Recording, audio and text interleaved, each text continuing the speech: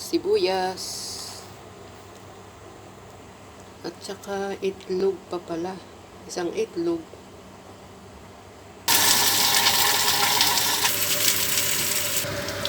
Ito ang lutong bahay.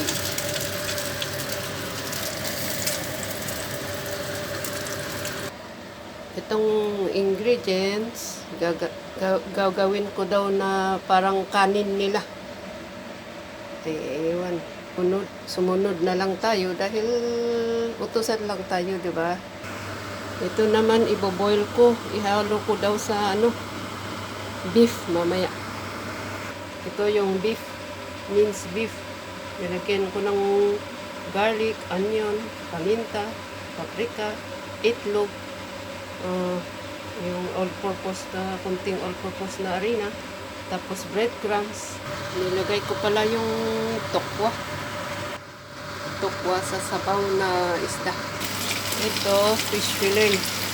Lagyan daw ito ng konting coriander ate. Ito yung sasabaw.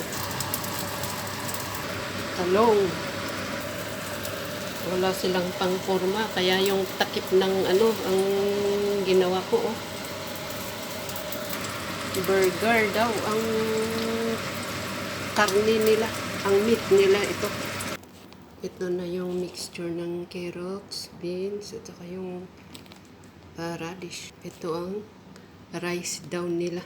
Ito naman ang meat nila, yung minced beef na may halong gulay, onion,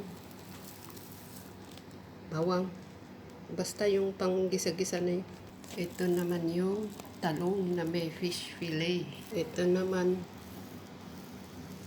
broccoli na may almond at walnuts sa ibabaw. Ito boil lang. Yan, boil lang din yung broccoli.